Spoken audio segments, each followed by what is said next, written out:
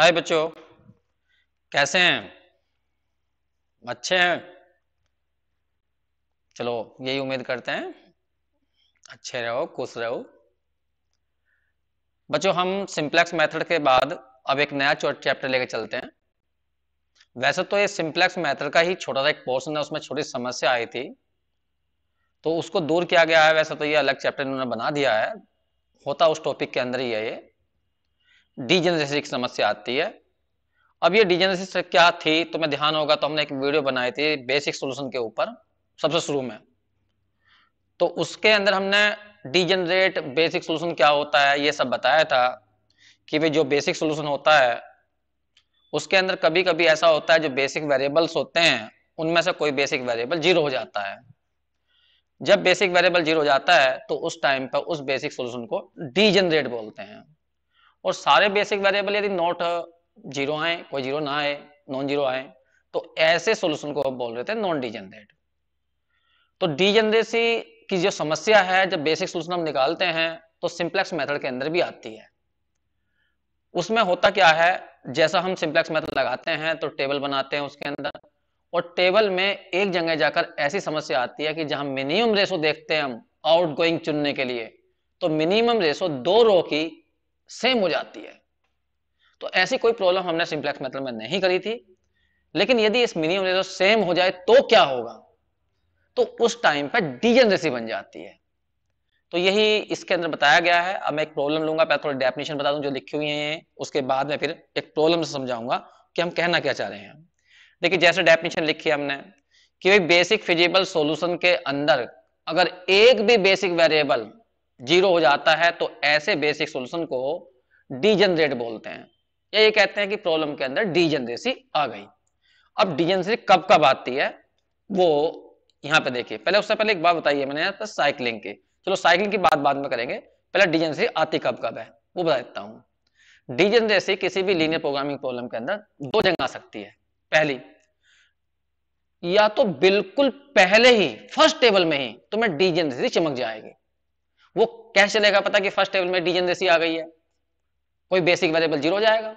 Basic variable तुम जानते हो कहां होते हैं, एक्स बी वाले कॉलम में, अभी करके दिखाएंगे। तो मैंने लिखा है यहां पर नंबर 1 पे, degeneracy appear in LPP at the very first iteration, पहले टेबल में ही। तो इससे पता कैसे चलेगा तुम्हें? जब तुम्हें ये चलेगा पता अगर कोई कंपोनेंट ऑफ बी, तुम्हें याद होगा जब हम मैट्रिक्स फॉर्म में लिखते थे लीनियर प्रोग्रामिंग प्रॉब्लम को, तो उसके जो कंस्ट्रेंट थे वो इस टाइप में लिखे जाते थे, ए एक्स इक्वल टू बी।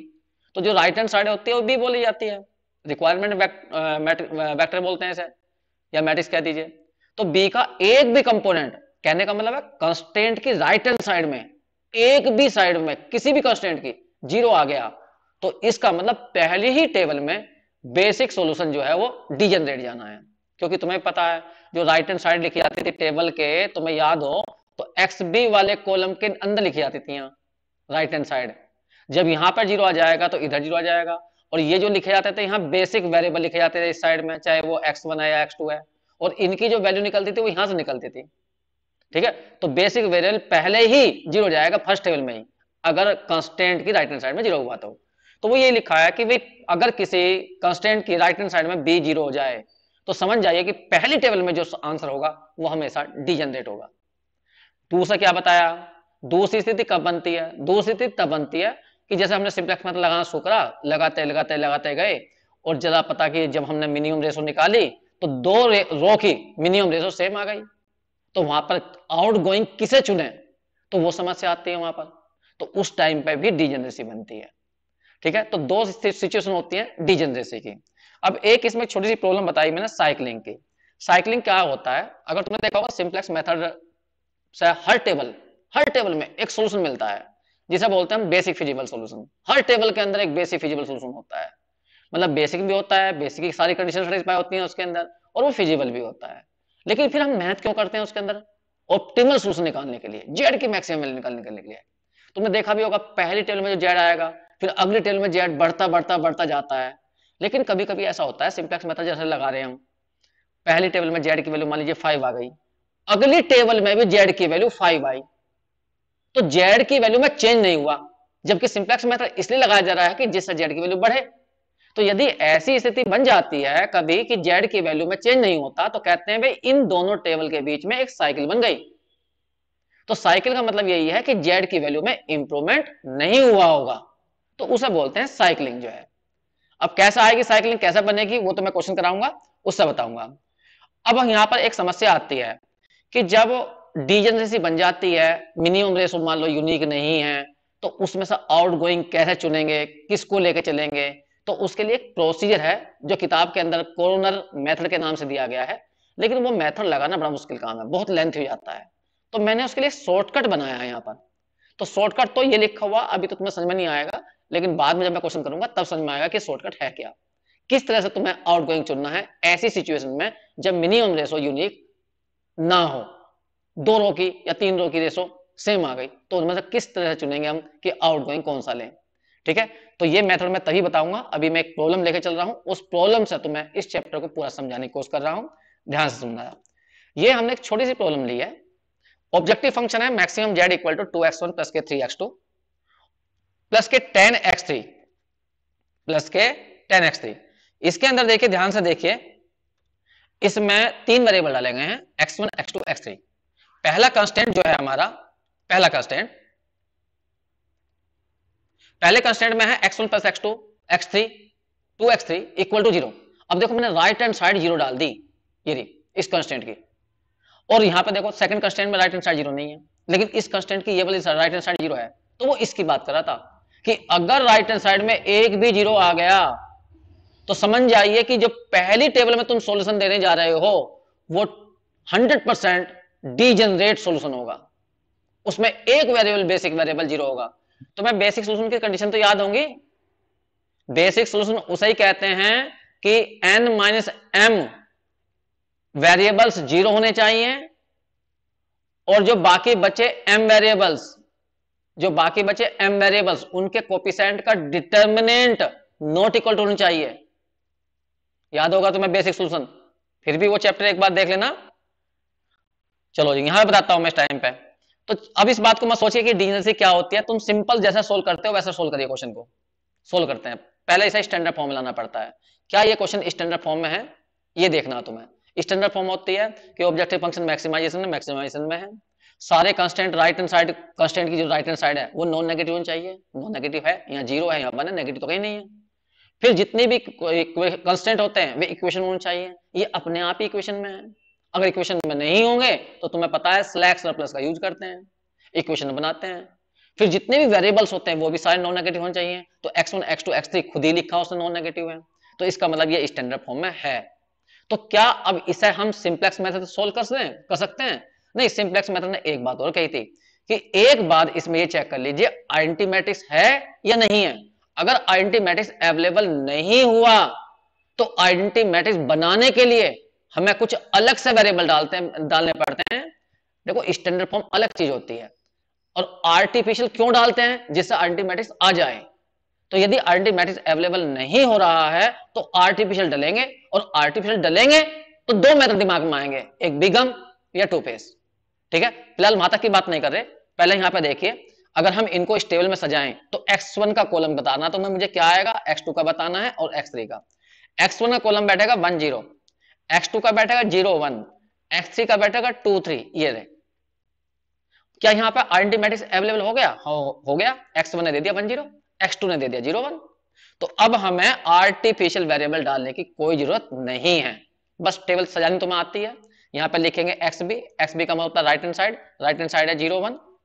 फिर ऊपर लिखते हैं cj, देखो cj आता है यहां से ऑब्जेक्टिव फंक्शन से, यहां पर 2 है, यहां पर 3 है, यहां पर 10 है। उसके बाद में यहां लिख देते हैं बेसिक वेरिएबल। देखो ये होते हैं बेसिक वेरिएबल।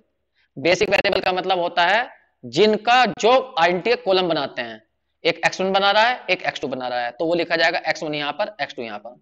फिर इनके cj लिखने पड़ते हैं, सॉरी cb, cb का मतलब होता है बेसिक वेरिएबल का c, तो वो ऊपर लिखा होता है, होते cj ही हैं, बस ये ऊपर, ये बस ये है cb का मतलब जो यहां तुमने b लिखे हैं उनके c बता दीजिए। तो x1 का 2 लिखा हुआ है, 2 लिख दीजिए, इसका x2 का कितना है, 3 है, ये लिख दिया। तो ये टेबल कंप्लीट होगी। तो इस टेबल में ये कहता है सिंप्लेक्स मेथड, मैंने इस टेबल के अंदर एक सॉल्यूशन लिख दिया है, और वो सॉल्यूशन जो है बेसिक है और फिजिबल है, चेक कर लीजिए।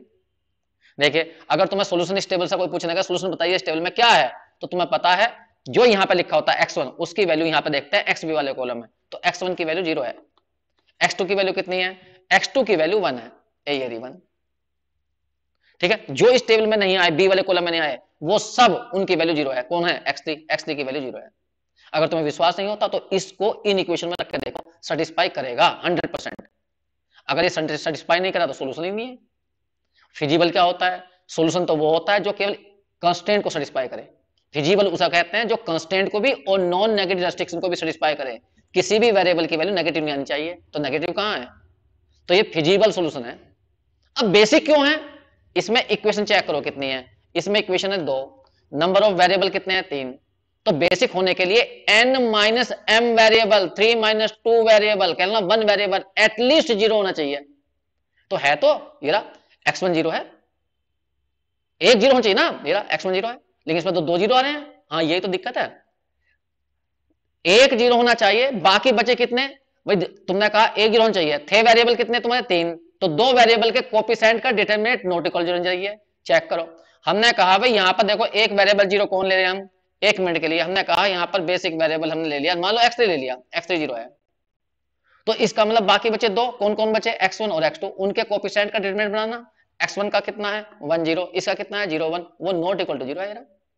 तो इस सॉल्यूशन के अंदर बेसिक सॉल्यूशन की सारी विशेषताएं हैं, लेकिन ये सॉल्यूशन फिर भी डिजेनरेट है, नहीं बेसिक ही डिजेनरेट होता है। बेसिक की 2 टाइप थी, नॉन डिजेनरेट, डिजेनरेट। ठीक है, बेसिक की 2 टाइप थी, डिजेनरेट नॉन डिजेनरेट। देखिए अगर केवल n माइनस एम वेरिएबल 0 होते हैं, केवल n माइनस एम वेरिएबल 0 होते हैं, तो वो बेसिक सॉल्यूशन तुम्हारा नॉन डिजेनरेट कहलाएगा। अगर इससे ज्यादा हो गए तो फिर वो कहलाएगा डिजेनरेट। लेकिन इसके अंदर तो 2 वेरिएबल 0 हो रहे हैं, तो इसलिए ये कहलाता है तुम्हारा डिजेनरेट बेसिक सॉल्यूशन। यहां मत देखो, ये तो मैं पहला चैप्टर बता रहा हूं जो तुमने पढ़ रखा होगा, यहां पे चेक कर लो इस टेबल में। देखो x1 बेसिक वेरिएबल है, तो यदि कोई बेसिक वेरिएबल यहां 0 हो गया, भाई जो यहां 0 आ जाएगा तभी तो ये बेसिक वेरिएबल की वैल्यू 0 हो जाएगी। अगर यहां पे 0 आ गया इस वाले कॉलम में, तो समझ जाओ इस टेबल के अंदर जो सोल्यूशन है वो बेसिक तो है ही, लेकिन वो डिजेनरेट है। तो उसने यही कहा था कि अगर राइट हैंड साइड में एक भी 0 आ गई, तो पहली टेबल में जो तुम्हें सोल्यूशन मिलने वाला है वो डिजेनरेट मिलने वाला। तो ये सोल्यूशन डिजेनरेट है क्योंकि इसके अंदर बेसिक वेरिएबल 0 जा रहा है। ठीक है, लेकिन हम तो ये नहीं कर रहे, हम क्या कर रहे हैं, यहाँ पर ऑप्टिमल सोल्यूशन निकाल रहे हैं। यहाँ पर जेड की वैल्यू कोई पूछने लगा, इस सोल्यूशन पर जेड की वैल्यू कितनी आएगी, चेक करिए। जेड की वैल्यू, x1 की वैल्यू तुमने 0 लिखी, यहाँ रखो 0, x2 की वैल्यू कितनी लिखी तुमने 1, तो यहाँ आ गई 3, x3 की कितनी है 0, तो 3 आएगी। तो वहां से निकाल लीजिए या यहां से निकाल लेते हैं, बहुत से cb और xb की मल्टीप्लाई कर देते हैं, जेड की वैल्यू जाती है, इसकी इसमें 0, इसकी इसमें 3 into 1, अरे वो वहां रख लो या यहाँ रख लो, एक ही तो बात है। ये किसकी वैल्यू है, ये वाली x1 की, ये किसकी x2 की, ये क्या है उनके c हैं जो ऊपर लिखे हुए हैं, तो यही जो कर लो, इसके इसमें वही तो जेड बनेगा। भाई तुम यहां पर रखो घंटों तक, तो x1 की वैल्यू यही तो है 0, उसका कोएफिशिएंट कितना है 2, तो 2 लिखा हुआ तो यहां पर दे रहा। x2 का क्या है यहाँ पर 1 और कोएफिशिएंट कितना है 3, तो 3 यहां लिखा हुआ, तो इसके इसमें मल्टीप्लाई करो, इसके मल्टीप्लाई करो, जोड़ दो, ये बनेगा। तो जेड की वैल्यू 3 है इस टेबल में, लेकिन हमें ये नहीं पता कि ये जेड की वैल्यू मैक्सिमम है या इससे बड़ी हो सकती है। तो उसे ढूंढने के लिए फिर मेथड चलता है, क्या निकालते हैं, जेड जे, वो तुम्हें आता है। जेड जे निकालने का फॉर्मूला होता है, याद करो जेड जे का फॉर्मूला क्या था, एक मिनट मेरा ऐसा ऊपर कर देता हूं। जेड जे का फॉर्मूला क्या था, याद करो, सीबी वाले कॉलम की एक्स वाले कॉलम में मल्टीप्लाई करो, इसकी इसमें 2, इसकी इसमें 0, तो यहाँ 2 आ जाएगा। इस वाले कॉलम की इस वाले में करो सीबी इंटू x2 की, इसमें 0, इसमें 3, इस वाले कॉलम की इसमें करो 4 यहाँ जाएगा और 9 यहाँ जाएगा, कितना आ गया 4 और 9 13 आ गया, ये आ गया। अब याद करो, अब उसके बाद में डेल्टा जे निकालते थे, तो अब डेल्टा जे निकालते हैं। डेल्टा जे भी निकालना आता होगा तुम्हें, डेल्टा जे जब भी निकलता था तो सी जे में से माइनस कर देते थे जेड जे को, तो ऊपर वाले में सी जे ये रहा और जेड जे रहा, इसमें से इसे माइनस करो तो यहाँ 0 आ जाएगा, इसमें से इसे माइनस करो 0 आ जाएगा, इसमें से इसे माइनस करो माइनस के 3 आ जाएगा। अब यहाँ पर इस टेबल के अंदर देखो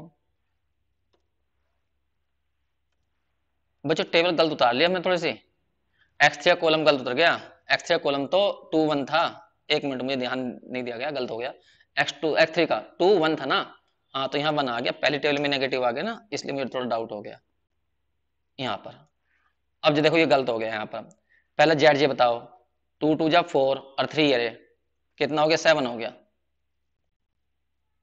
7 तो बैठ गया, हाँ 7। तो डेल्टा जे जो आएगा वो प्लस के 3 आएगा, ये रहा प्लस के 3। अब यहाँ देखो सिंपलेक्स मेथड क्या कहता है, सारे डेल्टा जे चेक करो, सारे डेल्टा जे क्या लेस देन इक्वल टू 0 आ गए, नहीं आए, नेगेटिव में नहीं आया कोई सा भी, वो नेगेटिव पॉजिटिव आ गया, आनी चाहिए थे सारे कैसे, 0 है 0 से कम। तो इसका मतलब ये जेड की जो वैल्यू आई है मैक्सिमम नहीं है, इससे भी अच्छा सोल्यूशन निकल सकता है। तो सिंपलेक्स मेथड कहता है अब इस सोल्यूशन को बदलो, तुमने पहले टेबल में x1 की वैल्यू 0 ली है, x2 की वैल्यू 1 ली है, तो अब इन वेरिएबल को बदलो, वो तुम्हें आता है बदलना। अब हमें चुनना है यहाँ पे इनकमिंग वेक्टर, किसको यहाँ पे लाएंगे इसकी जगह, वो तुम्हें बता रखा मैंने सब पहले, लेकिन ध्यान रखना पहले सिंपलेक्स मेथड जरूर पढ़ी है तभी ये समझ में आएंगे तुम्हें। देखिए लार्जेस्ट डेल्टा जे पकड़ते हैं, लार्जेस्ट डेल्टा जे 3 है, उसके ऊपर देखो कौन है x3, ये कहलाएगा इनकमिंग वेक्टर। इसका मतलब इस वाले कॉलम में से किसी एक को हटाया जाएगा, उसकी जगह x3 लाया जाएगा, ठीक है। तो x3 को यहां लाएंगे, लेकिन किसे हटाएंगे, तो हटाने के लिए यहां पर रेशो निकालते हैं, रेशो तुम्हें आती है xb वाले कॉलम को इनकमिंग वेक्टर वाले कॉलम से डिवाइड करते हैं, ठीक है। और ये दोनों रो की निकालनी तुम्हें मिनिमम रेशो, ठीक, लेकिन शर्त होती है जिससे तुम डिवाइड कर रहे हो वो 0 से बड़ा ही होना चाहिए। तो देखो यहाँ पे xb वाले कॉलम में 0 है, यहाँ पे 2 है, तो 0/2 आ जाएगा, इस वाले में क्या है 1, और यहाँ पे कितना है 1, कुल मिलाकर यहाँ 1 आया, यहाँ 0 आया, ये। तो मिनिमम रेशो जो है फर्स्ट रो की है, तो इसका मतलब है कौन आउटगोइंग है, x1 आउटगोइंग है, तो x1 बाहर जाएगा, ठीक है। एक बात और ध्यान रखना, अगर लार्जेस्ट डेल्टा जे, जैसे 3 यहाँ पे लिखा हुआ है, यहाँ भी 3 आ गया, 3 दो जगह आ गया, तो उनमें से तो कोई सा भी ले लीजिए तो कोई प्रॉब्लम नहीं होती, लेकिन जब मिनिमम रेशो का भी सेम बैठ जाती है दोनों रो की, तो प्रॉब्लम होती है, तो डिजनरेसी बनती है, इसीलिए चैप्टर बनाया गया मेनली, तो ठीक है। तो अभी तो वो समस्या नहीं है, अभी तो देखो यहाँ पे 0 आया, यहाँ पे 1 आया, तो मिनिमम 0 होगी, तो आउटगोइंग हमारा x1 हो जाएगा, की एलिमेंट तुम्हें पता ही है, इनकमिंग वेक्टर की तो इनकमिंग वेक्टर का तो कॉलम, और आउटगोइंग की रो, तो ये हमारा की एलिमेंट है, ये वाला। अब इस की एलिमेंट की हेल्प से ही अगला सोल्यूशन बनाया जाएगा, वो तुम्हें पता है कैसे कैसे बनेगा। चलिए जी एक बार मैं अगली टेल बनाता हूं, देखो यहां से x1 बाहर जाएगा, उसकी जगह आ जाएगा x3, x2 पे कोई छेड़खानी नहीं की जाएगी, x2 पे x2 ऐसा ही रहेगा। चलो बताओ, ये सी बी वाला कॉलम तो तुम्हें पता ही होता है, x3 का कोएफिशिएंट ऊपर लिखा है कितना है 10, यहाँ 10 आ जाएगा, x2 का कितना है, x2 का 3, ये यहाँ आ गया। बाकी सारी टेबल बदलती है, बाकी टेबल बदलने का तरीका तुम्हें मालूम है, ये टेबल जो बदलेगी इतने में रूल लगाना पड़ेगा तुम्हें, कैसे कैसे, ये 1 बनाना पड़ेगा और ये 0 बनाना पड़ेगा, तो R2 को डिवाइड कर दो, R1 को डिवाइड कर दो 2 से, तो यहाँ पे तो हो जाएगा 0, यहाँ पर आ जाएगा 1/2, यहाँ पर आ जाएगा 0, यहाँ पर आ जाएगा 1, ये ना।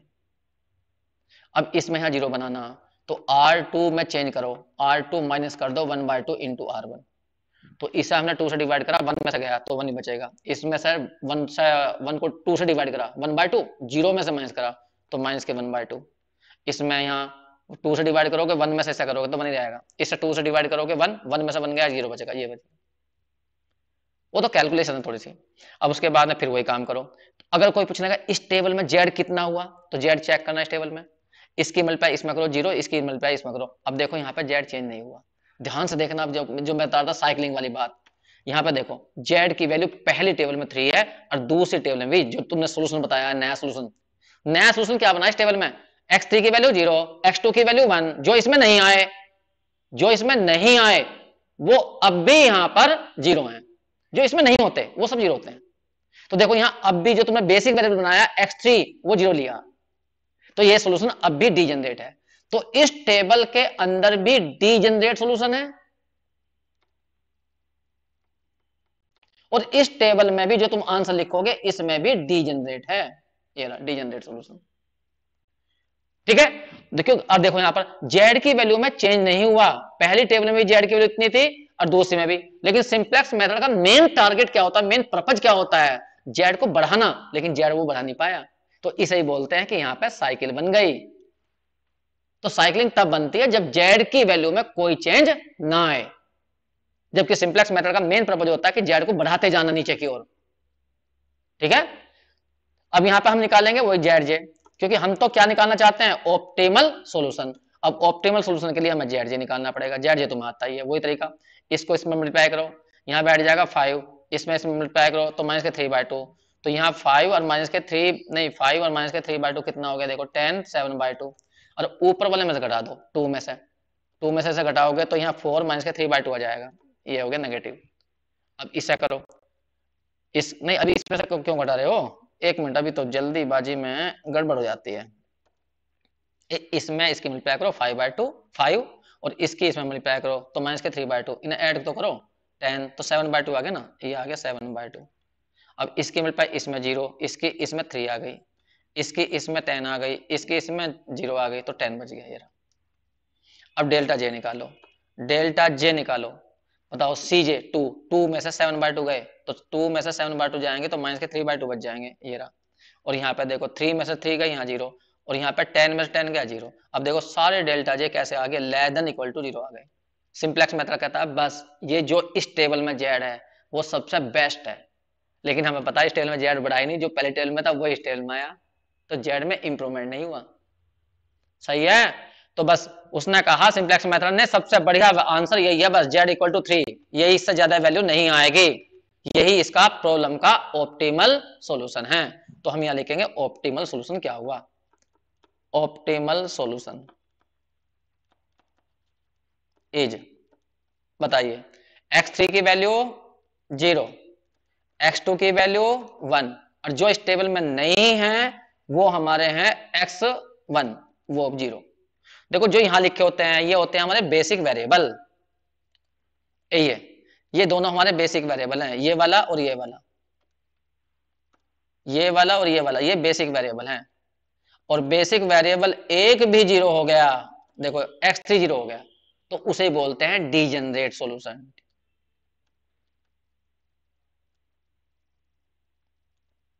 डीजेनरेट सॉल्यूशन, लेकिन ये ऑप्टिमल भी है क्योंकि इस पर डेल्टा जे सारे कैसे हो गए, लेस देन इक्वल टू 0 हो गए। अब यहां बात उठती है कि भाई हमने एक बात देखी ध्यान से कि जब पहली टेबल में जो सॉल्यूशन था वो डीजेनरेट था, और जो सेकंड सॉल्यूशन में टेबल में था वो भी डीजेनरेट था, क्योंकि देखो यहां भी एक बेसिक वेरिएबल 0 है और यहां पर भी बेसिक वेरिएबल 0 है। तो तुमने देखा कि जब डीजेनरेट से डीजेनरेट सॉल्यूशन आया अगली मतलब इस टेबल में डीजेनरेट सॉल्यूशन, अगली टेबल में भी डीजेनरेट, तो जब डीजेनरेट से डीजेनरेट बनता है तो जेड की वैल्यू में इंप्रूवमेंट नहीं हुआ। तो एक बात ये ध्यान रखना, ये ऑब्जेक्टिव आता है कि अगर हमें डीजेनरेट से डीजेनरेट सॉल्यूशन मिल रहा है तो क्या जेड की वैल्यू में चेंज आएगा, तो तुम कहना जेड की वैल्यू में कोई चेंज नहीं आएगा, उसे बोलते हैं साइकिल बन जाना। तो यहां पे साइकिल बनती है जब डीजेनरेट से डीजेनरेट सॉल्यूशन होता है। ठीक है, इस बात को ध्यान रखना। मैं यहाँ पे एक ऑब्जेक्टिव में ये लिख देता हूं, बस शॉर्ट में लिखना मुझे तो, कि भाई कभी भी ऐसा हो जाए डीजेनरेट से अगर डीजेनरेट सॉल्यूशन आ जाए तो जेड की वैल्यू में चेंज नहीं होगा।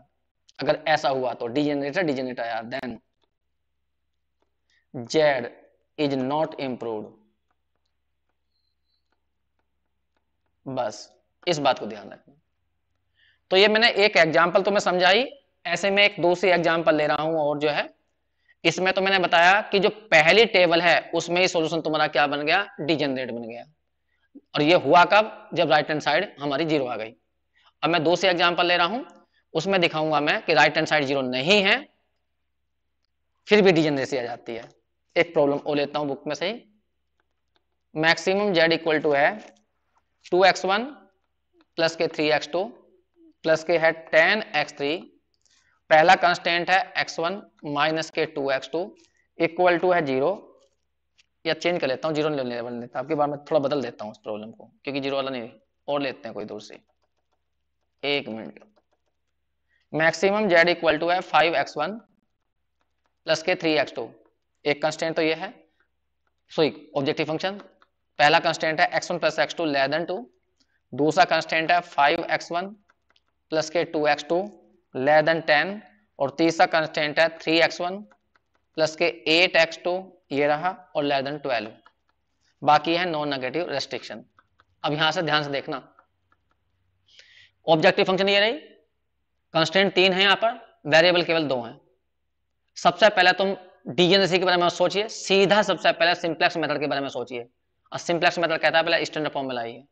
तो स्टैंडर्ड फॉर्म में क्या क्या कमी है, ऑब्जेक्टिव फंक्शन सही है, मैक्सिमम में है, कंस्टेंट देखिए राइट हैंड साइड बिल्कुल सही है, नॉन नेगेटिव है, सारे वेरिएबल्स भी नॉन नेगेटिव हैं, बस एक कमी है कि ये इक्वेशन में नहीं है।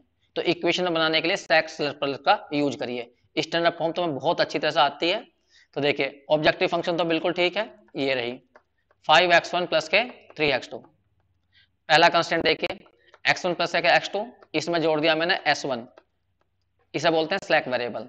दूसरे में 5x1 प्लस के 2x2 प्लस के मैंने कर दिया s2 इक्वल टू कर दिया यहाँ पर 10। 3x1 प्लस के 8x2, इसमें मैंने डाल दिया s3 इक्वल टू हो गया हमारा 12। बाकी हमारे नॉन नेगेटिव रेस्ट्रिक्शन है, x1 x2 तो उन्होंने खुद दिए थे, और जो हमने अपने पास से डाले हैं s1 s2 s3, हम ये भी जानते हैं स्लैक और सरप्लस वेरिएबल हमेशा ही 0 से बड़े होते हैं।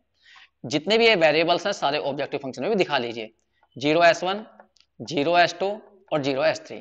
अब देखिए ये कहलाती है, ये बन गई स्टैंडर्ड फॉर्म। तो मैं मैट्रिक्स फॉर्म तो याद होगी उसकी, जब मैक्सिमम हम z इक्वल टू लिखते हैं सी एक्स, तो कोई कहता है सी क्या है, सी को बोलते हैं प्राइस वेक्टर। जो सी यहाँ पे कोफिशिएंट पड़े हुए हैं ऑब्जेक्टिव फंक्शन है 5 3 0 0 0, ये इसका प्राइस वेक्टर है। और जो x होगा वो होता है matrix of variable x1 x2 s1 s2 s3। याद करना, स्टैंडर्ड फॉर्म बताए थे सब ये बातें।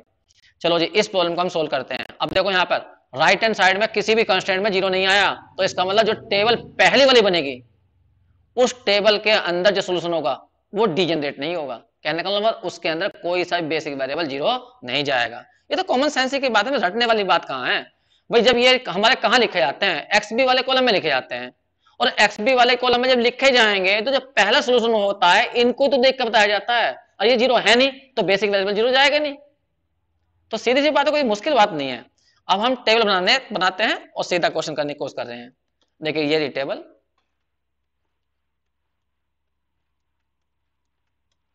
यहां पर XB ऊपर CJ, पहला x1 x2 x3 s1 s2 s3।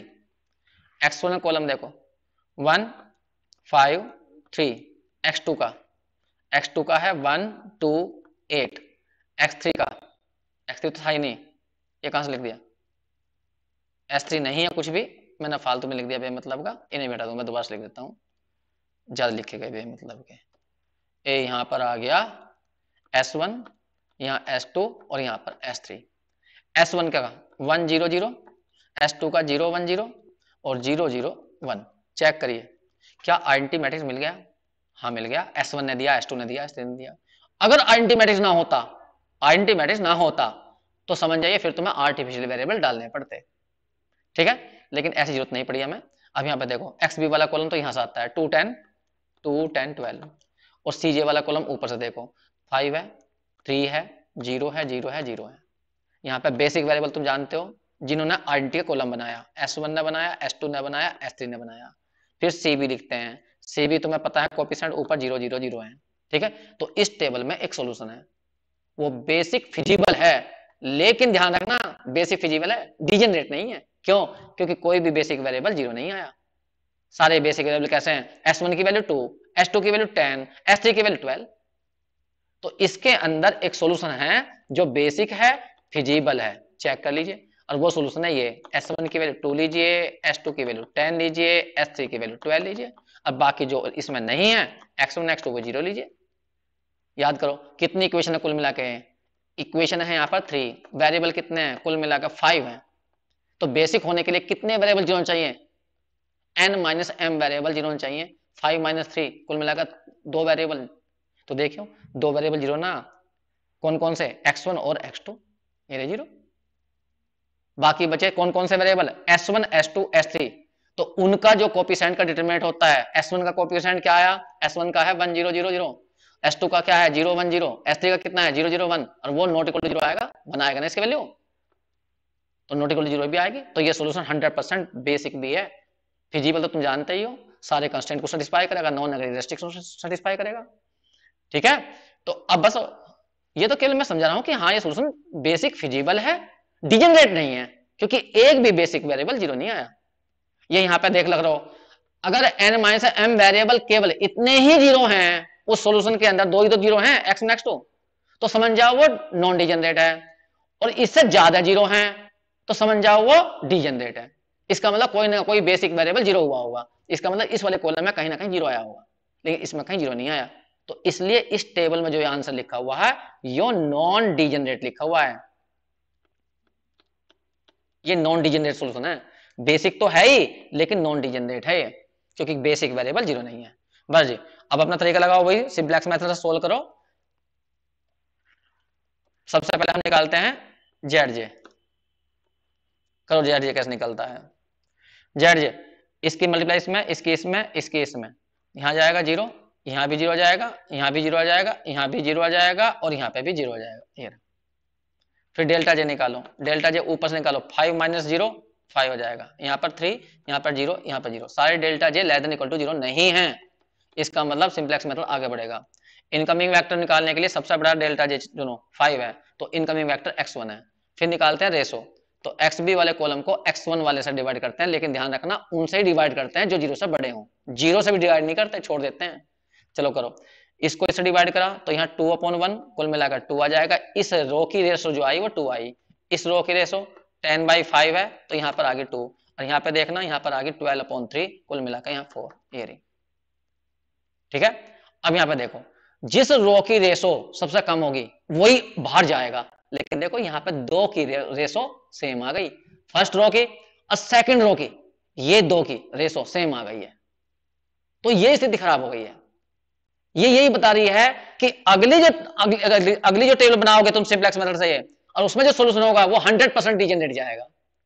तो ध्यान रखना, जब मिनिमम रेशो सेम होती है तो अगली टेबल में सोल्यूशन डिजेनरेट जाने वाला होता है। डिजेनरेट का मतलब बेसिक वेरिएबल कोई ना कोई अब जीरो जाएगा अगली टेबल में 100%, ठीक है। तो डिजेनरेट दो जगह बनती है, या तो राइट हैंड साइड जीरो हो गई हो किसी के शुरू में ही कंस्टेंट की, तो पहली टेबल में डिजेनरेट सोल्यूशन होता है, या कहीं बीच में मिनिमम रेशो सेम हो गई हो, 2 रो की या 3 रो की, तो वहां पर अगली टेबल में जो सोल्यूशन बनता है वो डिजेनरेट बनता है। यहां बनेगा अगली टेबल में, इसमें नहीं है, इसमें तो नॉन डिजेनरेट है, अगली टेबल में आएगा डिजेनरेट। तो वो कैसा करेंगे, तो यहां पर लगता है वो मेथड जो अभी बता रहा था मैं, कॉर्नर मेथड। तो कॉर्नर मेथड कहता है, जैसा वो कहता है मैं वैसे नहीं कर रहा, मेरी बात ध्यान सुनना जो मैं कहूंगा, इनमें से आउट गोइंग चुनना, ये मत करना कोई सा भी ले लो, कोई सा भी ले लोगे तो आंसर सही भी हो सकता है, तुक्का है वो तो, और गलत भी हो सकता है, लेकिन जो मैं बता रहा हूं वो सुनना। देखिए, फर्स्ट रो और सेकंड रो में से चुनना हमें कौन सा आउट गोइंग देगा, कहने का मतलब S1 में से S2 में से चुनना, बस यही है मेथड और कुछ नहीं है, यही चैप्टर है बस, इतनी सी बात के लिए। तो इसमें क्या करना है तुम्हें, एक तो इनकमिंग वेक्टर वाला कॉलम पकड़ लो कौन सा है, ये रहा इनकमिंग वेक्टर वाला कॉलम, ये रहा, और ये, और केवल वे एलिमेंट पकड़ो जो फर्स्ट और सेकंड रो में आ रहे हैं, बस केवल, और फिर पकड़ो आइडेंटिटी का फर्स्ट कॉलम। आइडेंटिटी का फर्स्ट कॉलम ये है जो S1 बना रहा था, बस ध्यान रखना मैंने जानबूझ के ये रेड कर दिए हैं जिससे तुम्हें ध्यान रहे, क्योंकि हमारी फर्स्ट और सेकंड रो में प्रॉब्लम है, मिनिमम रेशो सेम है, इसलिए हम केवल 2 रो की बात कर रहे हैं। तो फिर सुनो, पहला कौन सा पकड़ना है, इनकमिंग वेक्टर के वे एलिमेंट पकड़ने हैं जो फर्स्ट और सेकंड रो में आ रहे हैं, और आइडेंटिटी का फर्स्ट कॉलम पकड़ना है, आइडेंटिटी का फर्स्ट कॉलम ये रहा। अब आइडेंटिटी के फर्स्ट कॉलम के एलिमेंटों को डिवाइड करना है, किससे, इनकमिंग वेक्टर वाले से। तो मैं यहां लिख रहा हूं सामने, यहां पर पहले देखो इसमें आएगा 1/1, 1/1, और इस वाले में आएगा 0/5, ये रहा, ऐसे डिवाइड करना।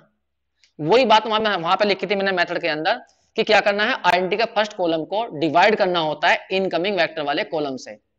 जैसा 1/1, तो इस रो की जो रेशो आई वो ये आई, और इसकी आएगी 0/5, तो कम किसकी है, इसकी है, तो ये देगा तुम्हें आउटगोइंग। तो आउटगोइंग कौन होगा तुम्हारा, ये होगा S2 आउटगोइंग है, ये बना आउटगोइंग, बस ये ध्यान रखना। और कभी कभी ऐसा होता है कि हमने आइडेंटिटी कॉलम को डिवाइड करा इससे, इन एलिमेंटों से, और वो चला पता कि वो फिर मिनिमम सेम आ गई, तो फिर आइडेंटिटी के सेकंड कॉलम को डिवाइड करना है इनकमिंग वेक्टर के कॉलम से ही करना है, डिवाइड जो करना है वो इनकमिंग से ही करना। तो फर्स्ट कॉलम से काम चल जाए आइडेंटिटी के तो बड़ी अच्छी बात है, नहीं चलता तो फिर सेकंड कॉलम से डिवाइड करना, ठीक है। अगर मान लो सेकंड रो और थर्ड रो में रेशो सेम होती, यहाँ 2 होता, यहाँ भी 2 होता नीचे वाली में, तो फिर बस इन 2 रो में देखते, नीचे वाले में, ऊपर वाली रो में नहीं। मैंने ये बॉक्स जानबूझ के इसलिए बनाए हैं कि जिससे तुम्हें ध्यान रहे हम फर्स्ट रो और सेकंड रो में चुन रहे हैं, कौन आउटगोइंग देगा, S1 देगा या S2 देगा। इसलिए यहां पर आइडेंटिटी का फर्स्ट कॉलम लेना है, इनकमिंग का फर्स्ट कॉलम लेना है, लेकिन वही एलिमेंट लेने हैं जो फर्स्ट रो और सेकंड रो में है, थर्ड से मतलब नहीं हमें, क्योंकि चुनना तो इनमें से ही है। बस इतना सा ही मेथड है ये, और कुछ नहीं है, बाकी सारा वैसे ही क्वेश्चन करेंगे। तो मैं आउटगोइंग चल गया पता, आउटगोइंग कौन है, आउटगोइंग ये है S2, लिख दिया मैंने आउटगोइंग। हो सकता है साफ ना लिखा गया हो, मैं साफ लिख देता हूं, बस मेरे में सबसे बड़ी कमी यही है कि राइटिंग की बड़ी प्रॉब्लम है मुझे। यहां पर लिख देता हूं मैं आउटगोइंग S2 है हमारा आउट गोइंग, ये वाला वेक्टर S2। बस अब तुम्हें पता है की एलिमेंट क्या पकड़ना। इनकमिंग का वेक्टर तो कॉलम ये था, आउटगोइंग S2 देगा तो की एलिमेंट हमारा 5 है। बाकी तुम अगला टॉपिक तुम कर सकते हो, फिर वैसे ही करते जाइए। करेंगे कैसा, यहाँ पर जो की एलिमेंट होता है इस की एलिमेंट को क्या बनाना पड़ेगा, हमें 1 बनाना पड़ेगा, ऊपर नीचे सारे 0 बनाने पड़ेंगे। तो देखिए अगले टेबल में S1 तो यही रहेगा, लेकिन तुम S2 को हटाओगे, S2 की जगह कौन लाओगे, इनकमिंग कौन था X1 लाओगे, और S3 यहाँ लाओगे, ये रहा। बाकी S1 का कोफिशिएंट 0 था, X1 का देखो ऊपर कितना था 5 था, और यहाँ पर कितना था 0 था। नई टेबल अब तुम बनानी जानते हो कैसे बनेगी। नई टेबल बनाने के लिए वही रूल अपना, इतने में मैट्रिक्स के रूल का फायदा उठाइए, इतने में, बस इतने में मैट्रिक्स के रूल लगाइए। वो रूल लगाने तुम्हें आते हैं, करो। पहला R2 को डिवाइड कर देंगे, या जल्दी जल्दी कर लेना कैलकुलेशन। R2 को डिवाइड कर देना किससे, किससे 5 से, ठीक है। और डिवाइड करके मैं जल्दी जल्दी लिख रहा हूँ। देखो बच्चे मैंने डिवाइड कर दिया है 5 से। अब मैं फर्स्ट रो में ऑपरेशन लगाऊंगा, यहां बनाऊंगा 0, तो R1 में से माइनस कर दूंगा कितना 1/5 इंटू R2 को, और जल्दी जल्दी कैलकुलेट करिए कितना बैठ जाएगा ये। देखिए मैंने जल्दी जल्दी कैलकुलेट कर दिया है, ये बनेंगे यहाँ पर। अब इसी तरह से हम लगाएंगे ऑपरेशन थर्ड रो में, यहाँ पे 0 बनाना। तो R3 में ऑपरेशन लगाते हैं, तो R3 में से माइनस करना पड़ेगा हमें 3/5 इंटू R1 को, R2 को। जल्दी से कैलकुलेट करो कितना बैठेगा ये। देखो मैंने ये कैलकुलेट कर दिया है, ये इतना बैठेगा। फिर इसके बाद तुम्हें पता है क्या करना है। अब इस टेबल में देखो, यहाँ पे एक देखो, यहाँ पे देखो, एक बेसिक वेरिएबल 0 हो गया। तो इस टेबल में जो सोल्यूशन बनेगा वो 100% डीजनरेट बनेगा, डीजनरेट। इस टेबल में सोल्यूशन डीजनरेट आने वाला है। क्यों, क्योंकि एक वेरिएबल 0 आ गया। S1 की वैल्यू 0 हो गई, X1 की वैल्यू कितनी हो गई 2 हो गई, S3 की वैल्यू कितनी हो गई 6 हो गई। तो इस टेबल में एक, और जो इसमें नहीं है वो 0 होते हैं, वो तुम्हें पता ही है। कौन कौन नहीं है इसमें, S2 नहीं है, और इसमें X2 नहीं है, वो सब 0 है। तो कोई बेसिक वेरिएबल कितने, एक कुल मिलाकर वेरिएबल 1 2 3, 3 वेरिएबल 0 हो गए। जबकि बेसिक होने के लिए n-m मैंने ऊपर लिखे थे, केवल 2 0 चाहिए थे, ये लिखा था, ये रहा। 2 वेरिएबल 0 चाहिए थे और हो गए 3। तो समझ जाओ ये सोल्यूशन डीजनरेट बन गया। अब यहां पे देखो, पहली टेबल में अगर कोई पूछने लगा यहाँ z कितना आया, कोई पूछने लगा z की वैल्यू कितनी बैठी इस टेबल में, तो इसकी मल्टीप्लाई इसमें, इसकी इसमें, इसकी इसमें 0 आएगी। और इसमें देखना z की वैल्यू कितनी बैठेगी, यहाँ 10 बैठेगी। तो z बढ़ गया, z की वैल्यू बढ़ गई। देखो ध्यान से देखो, z बढ़ गया। पहली टेबल में 0 था, अगली टेबल में 10 था। लेकिन ये सॉल्यूशन नॉन डिजेनरेट था पहले टेबल में, और ये बन गया डिजेनरेट। तो नॉन डिजेनरेट से जब डिजेनरेट बना तो साइकिल नहीं बनी, z की वैल्यू में इंप्रूवमेंट हो गया। जब सॉल्यूशन डिजेनरेट से डिजेनरेट बनता है तो साइकिल बनती है, कहना जेड में चेंज नहीं होता। तो इस बात को ध्यान रखना, जब सॉल्यूशन डिजेनरेट से डिजेनरेट बनेगा जेड में कोई चेंज नहीं होने का, साइकिल बन जाएगी तुरंत। और जब सॉल्यूशन नॉन डिजेनरेट से डिजेनरेट बनेगा तो जेड में चेंज हो जाएगा, साइकिल बनेगी नहीं। सही है, इस बात ध्यान रखना। अब तो बस वैसे ही क्वेश्चन करिए, तो मैं ऑब्जेक्टिव बता रहा हूं बार बार तुम्हें इतने जोर देकर कि वो ऑब्जेक्टिव पूछेगा जब तुम्हें नॉन डिजेनरेट से, सॉरी हाँ, नॉन डिजेनरेट से डिजेनरेट सॉल्यूशन आया होगा तो जेड इंप्रूवमेंट हुआ होगा नहीं हुआ होगा, तो कहना हाँ इंप्रूवमेंट हुआ होगा। और जब डिजेनरेट से डिजेनरेट बना होगा तो जेड में चेंज नहीं हुआ होगा, जेड बढ़ा ही नहीं होगा, उसे तो बोलते हैं साइकिल बन जाना। ठीक है, अब बस बाकी तुम जानते हो सारा काम वो का वही करना है। अब जेड जी निकालना है, तब तक करते जाओ जब तक कि सारे delta J less than equal to 0 ना जाए। चलो जेड जी निकालो, इसकी मल्टीप्लाई इसमें 0 आ जाएगा, इसकी इसमें 5 आ जाएगी, इसकी करो 0, और ये बन जाएगा 2, यहाँ पर 0 आ जाएगा, और यहाँ पर 0, ये बन जाएगा 1, और यहाँ बन जाएगा 0। बाकी डेल्टा जे निकाल दीजिए, डेल्टा जे भी तुम्हें आते हैं सब निकालने। डेल्टा जे ऊपर में से 5 में से 5 गया 0 आ जाएगा, 3 में से 2, अरे फिर 1 आ गया। चलो जी ये प्रॉब्लम आ गई, फिर 0 में से 0 गया 0, और यहाँ पर आ गया तुम्हारा -1, और यहाँ पर आ गया 0। देखो इस डेल्टा जे ने गड़बड़ कर दी, ये तुम्हारा पॉजिटिव बन गया, तो इसलिए यहाँ पर थोड़ी सी प्रॉब्लम आ गई। एक मिनट बच्चों, ठीक है। अब यहाँ फिर इनकमिंग चुनो, इनकमिंग कौन जाएगा आपके बाद, X2 जाएगा। नया टेबल फिर बनाओ, फिर वही काम करना सारा। तब तक मत रुकना, मत जब तक कि सारे delta J less than equal to 0 जाए, क्योंकि हम सिंपलेक्स मेथड लगा रहे हैं, ये तब तक रुकेगा ही नहीं। चलो जी करिए, इनकमिंग चुन लिया। अब चुनेंगे मिनिमम रेशो, और मिनिमम रेशो के लिए XB वाले कॉलम को डिवाइड करेंगे इनकमिंग से। इनकमिंग वाला कॉलम कौन है, X2 वाला, और X2 वाले कॉलम से डिवाइड करो, लेकिन ध्यान रखना 0 से बड़ी वैल्यू से करो।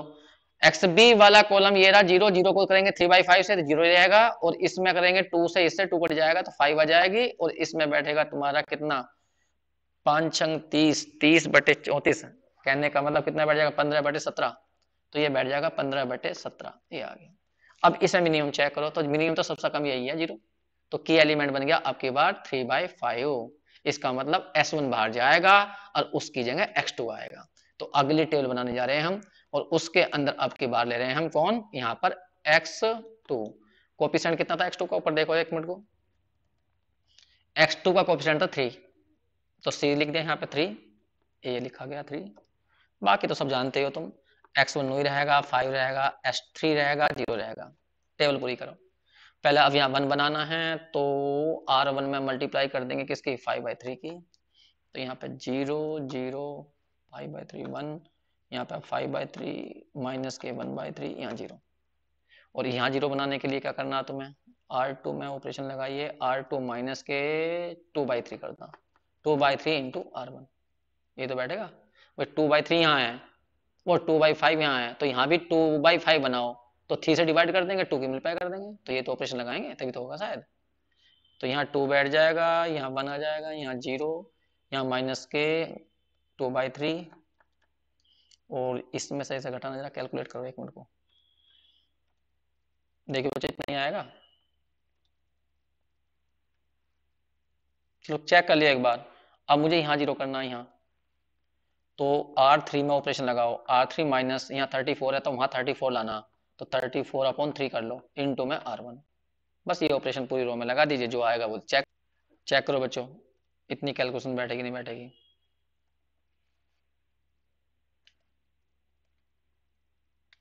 एक बार देख लेना गलती ना हो जाए।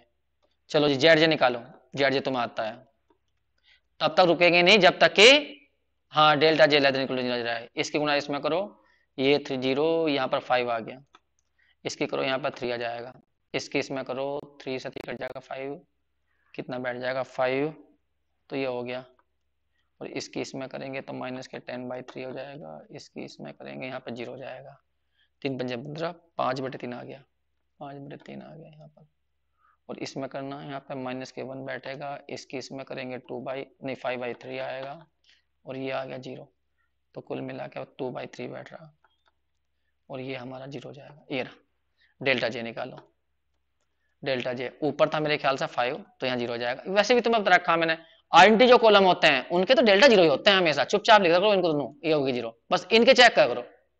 तो मैं बताया था जो ये बेस ये होते हैं बेसिक वेरिएबल जो आइडेंटिटी कॉलम बनाते हैं, बेसिक वेरिएबल के लिए हमेशा ही डेल्टा 0 आएगा, नॉन बेसिक में होती है दिक्कत, तो उनके डेल्टा चेक करने पड़ते हैं, लेकिन हमें पता है ये हमारा था स्लैक वेरिएबल, ऊपर 0 लिखा हुआ था, 0 में से घटाओगे तो माइनस के 5/3, और यहाँ भी 0 लिखा हुआ था माइनस के 2/3, ये रहे, अब सारे delta J less than equal to 0 आ गए, ये रहे, तो बस सिंपलेक्स मेथड रुक गया।